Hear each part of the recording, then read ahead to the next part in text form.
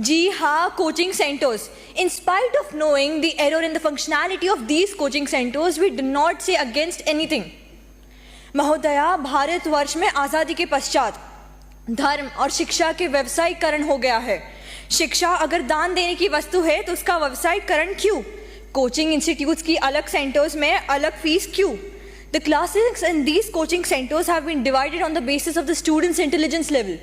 Brilliant students have been taught by excellent faculties and receive concession in their fees, whereas the average students are taught by average faculties and have to pay higher fees.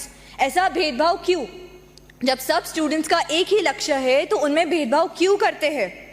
Malpractices have occurred.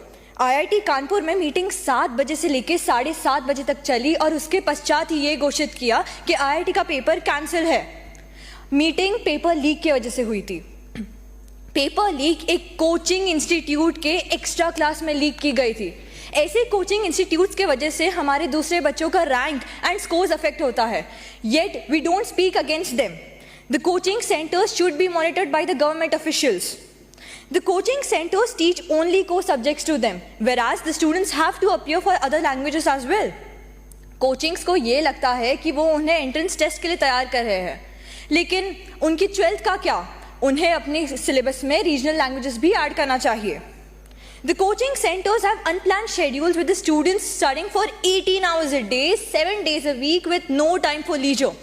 Psychology के हिसाब से a student cannot study for 18 hours a day without going into depression, which can eventually lead him to suicide and feel lonely.